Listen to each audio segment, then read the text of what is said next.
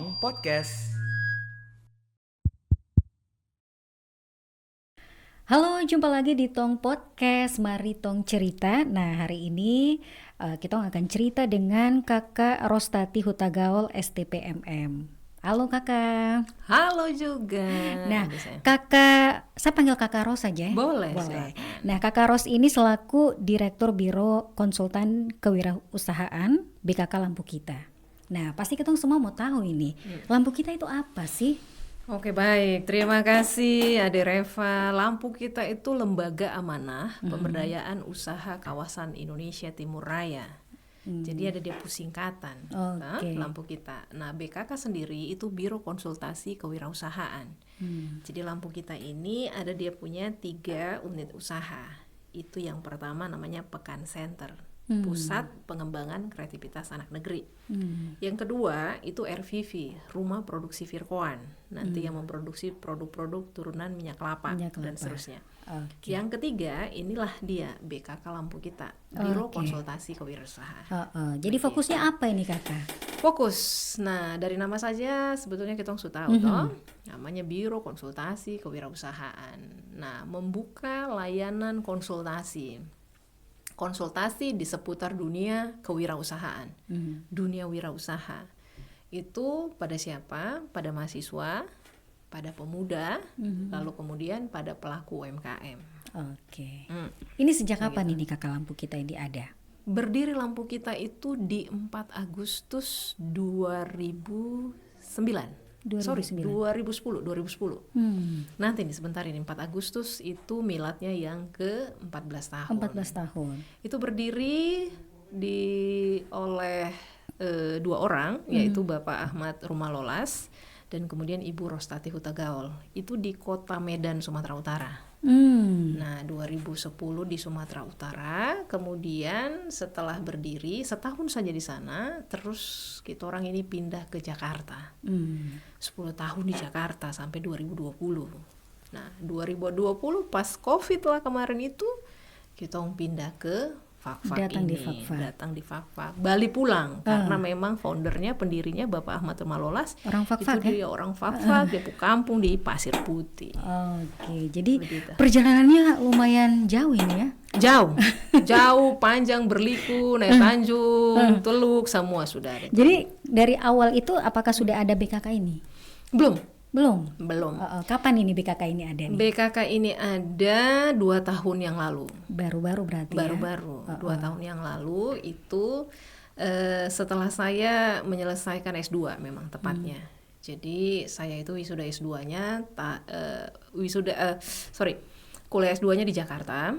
Nah itu kemudian saya wisuda Oktober di 2022. Dari situlah kemudian, karena saya memang S2-nya adalah spesifik konsentrasinya tentang kewirausahaan, manajemen kewirausahaan. Jadi kemudian saya berpikir ya bagaimana kemudian saya punya ilmu dan pengalaman sebelumnya itu saya bagilah buat khususnya orang-orang di Fakfak dan tanah Papua tentunya. Oke, jadi itulah alasan yang melatar belakangi ya sampai kemudian 2 tahun ke belakang ada terbentuk BKK ini. Secara institusi, kalau secara layanan memang saya ini dasarnya memang adalah pendamping.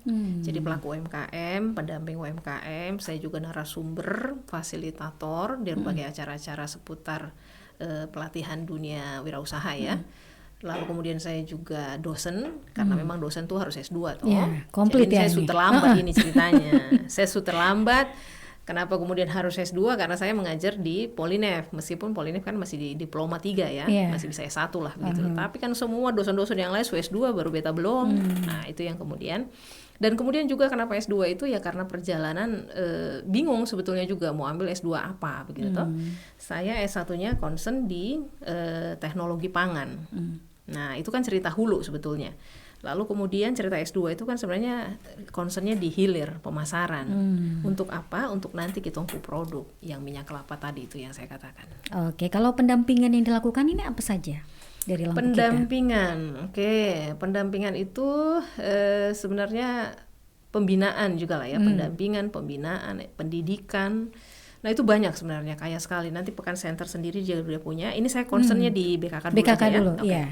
Di BKK ini layanan perizinan itu seputar pembuatan nomor induk berusaha, lalu kemudian pembuatan sertifikat halal, lalu kemudian itu SPPRT, sertifikat produksi pangan industri rumah tangga. Nah, 3 layanan itu yang memang kerap kami lakukan di BKK Lampu Kita. Untuk apa? Untuk kemudian pelaku-pelaku UMKM yang tadi kemudian saya ceritakan di acara sebelumnya.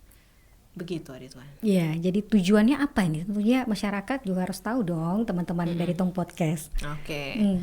Tong Podcast. Ya.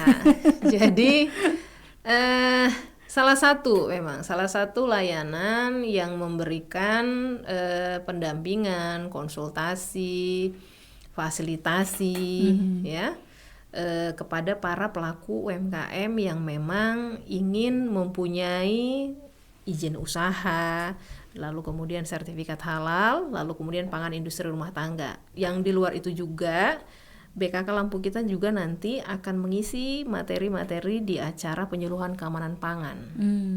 Jadi seputar para pelaku UMKM yang punya produk-produk pangan olahan, ya, bakery kah, dia pu keripik-keripik, dia pu kacang-kacangan kah, dia pu bakso lah, dia punya segala macam hal ihwal itulah. Nah, itu kemudian nanti BKK akan bantu fasilitasi untuk membantu menerbitkannya begitu.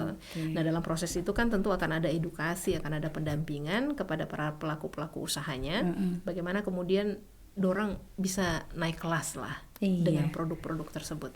Iya, tentunya dituntut juga sekarang harus ada nomor izin usaha seperti itu ya? Ya, nomor induk berusaha. Nomor induk berusaha. Iyo, NIB itu. NIB. Dan harus. Untuk pelaku usaha di Fak-Fak bagaimana nih sejauh ini? Pelaku usaha di Fak-Fak ini yang kita bola-balik di Lampu Kita itu mengkritisinya karena memang belum banyak yang tahu. Belum banyak yang tahu. Kita sebut saja misalnya data pelaku UMKM di Fak-Fak. Harusnya di PTSP itu bisa lengkap bila setiap pelaku UMKM, pelaku usaha yang ada di Fak-Fak ini dorang sudah punya NIB.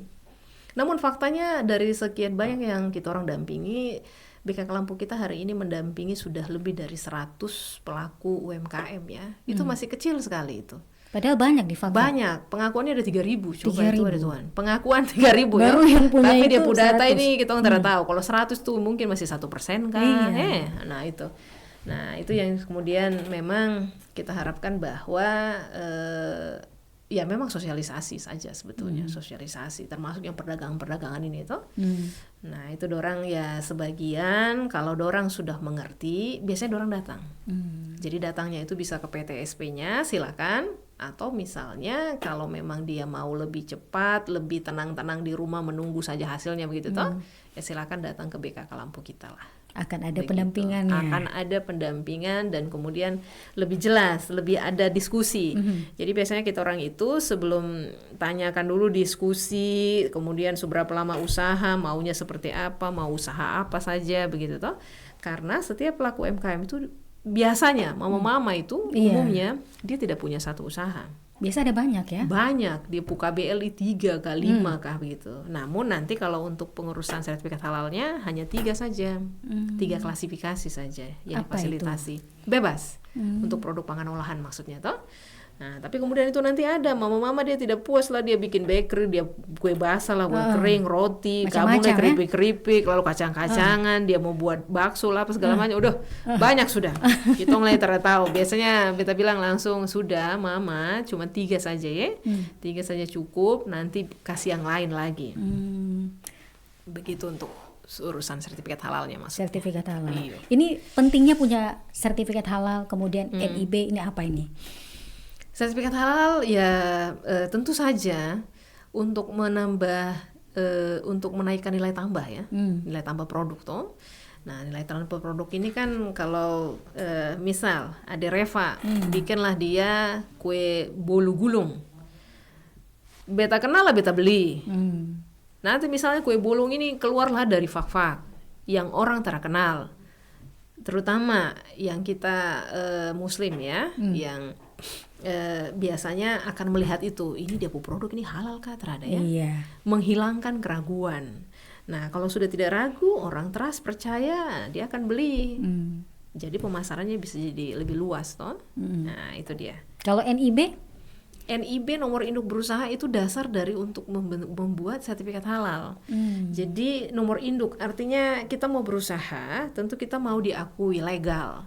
Sebagian orang-orang nanti kalau dari dunia finansial ya, itu mengatakannya bahwa mana izin usaha, harus legal dulu baru kita bisa bantu. Biasanya kan begitu. Untuk menambah postur sebuah perusahaan itu, sebuah usaha UMKM itu ya memang harus ada dia pu izin, itu dia baru legal. Kalau PIRT? PIRT. Ini apa ini? Pangan industri rumah tangga. Nah, itu izin edar. Itu izin edar. Jadi produk-produk itu kalau dia produknya tadi yang basah, ya sudah itu jual saja langsung laku selesai toh. Namun ketika produk-produk dia yang lebih dari 7 hari, katakanlah kue-kue kering, ya, kacang-kacangan, keripik-keripik, aneka keripik segala macam itu, kalau dia mau dipasarkan keluar, itu dia wajib punya izin edar. Nanti petugas ini kadang dorang tidak memberikan edukasi, belum memberikan pendampingan, tapi tiba-tiba yang keluar petugas. Nanti dia tanya mana izin, tidak ada. Bingung. Lalu kemudian mau tidak mau pelaku UMKM-nya harus buat. Begitu dia. Jadi mau tidak mau, suka tidak suka, harus punya. Iya, jadi untuk bapak, mama dong, kakak-kakak, ya pelaku UMKM. Mungkin ada juga belum tahu syarat-syarat apa ini. Mungkin yang bilang aduh susah kan. Kalau seorang pelaku UMKM selalu saya katakan bahwa jangan gunakan kata susah. Jangan susah, oke. Kasih hilang ya. Kalau susah sekalipun sebut saja tidak mudah. Tidak mudah, oke. Kalau sulit sekalipun bilang saya tidak gampang. Sehingga katanya itu akan jadi doa bagi malaikat. Malaikat tuh hanya mendengar yang positif-positif saja. Jadi dia positif, tidak positif. Ini untuk kita mengingatkan diri bersama. Kembali ke yang tadi, persyaratan untuk sertifikat halal kah atau PIRT? Semua ini sudah bagaimana? Semua satu kali dia sudah tahu. Kalau untuk sertifikat halal, maka kemudian kita semua, mama-mama, kakak, adik, bapak semua yang pelaku usaha, khususnya pangan olahan, itu urus dulu dari NIB. Tadi sudah ya, NIB itu cukup KTP saja. KTP saja. Nanti kemudian ada sejumlah isian. Nanti kita bisa diskusi tentang itulah. Misalnya nanti dia punya alamat, dia punya omsetnya, dia punya modal usaha, dia punya tenaga kerja ada berapa, begitu-begitu toh. Nah, setelah NIB itu sudah selesai, 13 digit angka sudah selesai, kemudian nanti berikutnya uruslah sudah sertifikat halal. Sertifikat halal ini ngurusnya dasarnya tadi itu NIB. NIB dulu. Baru siapkan dia punya penyelia halal. Penyelia halal itu bisa paitua pasangan, bisa suami, bisa istri, ya paitua maitua, kemudian nanti tenaga kerja bisa. Itu sebagai penyelia halal. Penyelia halal itu untuk apa? Untuk menjamin bahwa nanti produk-produk yang diproduksi setiap hari ini itu memang sudah dia halal, proses produksinya halal, gitu toh. Nah, setelah itu bapak mama semuanya, kakak adik, siapkanlah dia daftar bahan halal namanya DBH. Daftar bahan halal itu adalah bahan-bahan yang digunakan untuk membuat sebuah produk. Misal kue tadi bolu gulung, ada dia punya mentega, harus sudah ada halalnya, ada dia punya gula, ada dia punya tepung, ada dia punya semua embel-embel semua itu harus ada ID halal. Nanti dibungkusnya itu kelihatan itu, yang lambang kayak warna ungu kayak lambang wayang ini toh, ada nomornya di situ yang sah. Nah, kembali saya ingatkan bahwa untuk label halal ini dia harus memang benar-benar legal lagi. Selama ini kan orang ada cuman buat halal, hanya tulisan halal bahasa Arab toh, itu terpakai. Baru kemudian nanti ada logo lagi, baru kemudian tidak ada nomor ID-nya, itu juga tidak sah. Jadi logo dan kemudian ada nomor, itu baru namanya itu yang sah, ya? Sah label halal. Nah, siapkan itu, kemudian proses produksinya kayak kita bikin resep toh. Misalnya buat kue bolu gulung, siapkan bahan, tata caranya toh, banyak tutorial itu sudah mau. Nah, itu siapkan. Setelah itu kemudian nanti siap untuk divisit. Berarti nanti datang. Petugas datang. Pendamping proses hudul halal namanya P3H itu datang. Datanglah ke mama-mama, bapak-bapak, kakak adik, rumah produksi, dapur produksi, nanti diperiksa. Nanti diperiksa. Jadi itu mulai produksi itu ada dia pakai celemek, ada pakai masker, sarung tangan, tutup kepala, itu harus lengkap. Nah, hal-hal itu yang diperiksa nanti, ada checklistnya semuanya. Kalau sudah selesai itu, semua dokumen ini nanti pendamping akan verifikasi, validasi. Setelah itu akan dikirim berkasnya ke Jakarta, nanti untuk komite fatwa dorang sidang. Dorang sidang hanya untuk memutuskan bahwa bolu gulung ini tadi ini itu halal namanya halal. Nah, setelah semuanya dokumen beres lengkap, dan itu kemudian terbitlah sertifikat. Itu berapa lama, Kakak? Itu pengalaman bisa dari 3 hari sampai 3 bulan. Paling Kita lama bilang itu begitu saja. Tergantung, ini kan se-Indonesia toh. Se-Indonesia orang akan proses itu, bayangkan dari se-Indonesia banyak ini, kita nggak masuk situ, dokumen banyak. Sementara jumlah komite fatwa itu hanya 25 orang se-Indonesia. Jadi ya tinggal sabar saja, tunggu daftar ininya nanti semuanya, terus pantau sistemnya, nanti akan kelihatan. Sabar-sabar dulu, yang penting Supi kasih masuk bikin beres semua, sudah kasih masuk semua berkas-berkas lah, daftar bahan halal, dia pu proses produksi halal toh, sudah ada foto produk, cereng. Nah, ada dia pu pelaku usahanya pegang dia pu produk bolu gulung, ada didampingi P3H, yang kayak tadi beta pakai itu toh, pakai itu, sudah. Beres semua itu, kirim komite fatwa, berdoa saja selanjutnya. Ya Allah, semoga beta berkas-berkas dokumen selesai. Cepat keluar. Keluar 3 hari selesai. Kalau PIRT? Setelah itu, jadi setelah ada sertifikat halal, untuk berikutnya izin edar PIRT ini, itu harus ada komitmen dari pelaku usahanya. Komitmennya itu dia harus ikut penyuluhan keamanan pangan. Harus. Supaya apa? Supaya juga dia mengerti bahwa pangan ini bukan bikin cuman begitu saja, toh ada aturan mainnya. Ya tadi itu kebersihannya, perhatikan bebas dari cemaran fisik, biologi, kimia, begitu toh. Nah, setelah itu penyuluhan sekalian, saya informasikan bahwa nanti untuk fak-fak yang paling dekat itu nanti akan ada penyuluhan keamanan pangan tanggal 8 Agustus. Wah, bulan besok ini berarti. Bulan besok ini, hari Kamis 8 Agustus 2024, itu rencananya di Balai Kampung Katemba. Itu pelaksananya Biro Konsultasi Kewirausahaan Lampu Kita, kemudian Koperasi Sehati Karya Bersama, dan Dinas Kesehatan Kabupaten Fak-Fak. Siapa-siapa saja bisa ikut? Silakan para pelaku UMKM. Silakan datang, yang bikin produk olahan, silakan bergabung, lihat nanti di sana materi segala macam. Nah, dari situ kemudian nanti bikinlah dia rancangan label, dan kemudian dari bahan itu setelah dinyatakan oleh Dinas Kesehatan, sambil nanti diproses nomor PIRT-nya. Nah, jadi nanti PIRT-nya sudah terbit, lalu kemudian Dinas Kesehatan yang akan turun survei. Dari Dinas Kesehatan? Dari Dinas Kesehatan akan survei rumah produksi, dapur produksi pelaku UMKM-nya. Dia lihat dia pu bagian sanitasi toh, ini orang dia bersih kah, dia pu warmus kah toh. Yang warmus dong periksa, bila tidak dong cek. Manakala belum sesuai nanti dikembalikan, belum diterima. Bisa dapat. Bisa. Yang pasti memang nanti itu nomornya sudah ada, namun untuk legitimasi sahnya itu nanti dari Dinas Kesehatan yang survei. Nomor sudah ada, tinggal dia pucap saja itu ya. Dia pucap itu setelah dorang turun survei ke lapangan. Kalau tadi lulus toh, kalau tara lulus dia dapur warmus lagi di kanan segala macam, baru ada kucing, ada cemaran biologi lah, kecoa lah, tikus apa segala macam. Oh, tara lulus, tara bisa. Batal. Berarti langkah selanjutnya apa ini? Langkah selanjutnya perbaiki dulu. Perbaiki dulu dapur produksi, kasih bersih, nanti kasih tahu lagi orang Dinas Kesehatan. Nah, turun, kemudian periksa lagi, masa bola-balik sudah lulus ya, sudah lulus dulu moto. Nanti dikasih tahu mana, tinggal penuhi saja, ya insya Allah nanti akan sah lah tadi itu dapat. Kalau itu biasa berapa lama dia proses? Itu pengalaman di Dinas Kesehatan itu yang memang kita orang tahu. Harusnya itu dipenuhi dalam 3 bulan juga. Harusnya 3 bulan. Harusnya 3 bulan dipastikan bahwa Dinas Kesehatan turun. Nah, tinggal nanti komunikasi berarti dengan dinas kesehatan. Nah, itu yang informasi buat semuanya. Kita orang ini mama-mama, bapak, kakak adik pelaku UMKM itu ikuti dulu nanti yang tanggal 8 ini.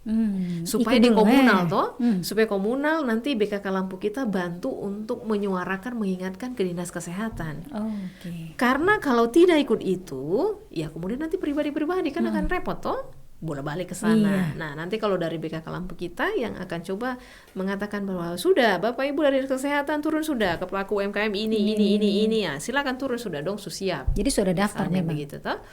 Iya, tempatnya kita terbatas. Satu kelas PKP itu 30 orang. 30 orang saja. 30 orang saja karena memang namanya kelas kita terbatas toh, dan sebuah pelatihan itu kan memang idealnya 30 orang. Nah, hari ini sudah mendaftar itu sekitar 15 orang, 50%. Jadi ada kelas 15 bangku lagi. Masih ada kuota ini. Masih ada sebenarnya. kuota. Jadi silakan pelaku UMKM itu, ini ada kesempatan yang bagus sekali. Iya. Karena lewat dari sini nanti berarti masing-masing urus sudah.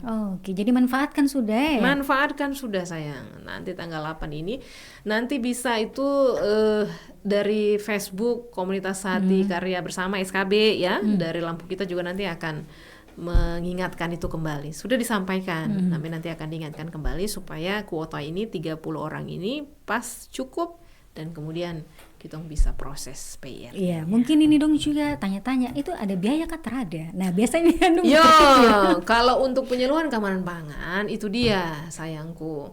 Harusnya kalau pemerintah yang lakukan itu free, gratis.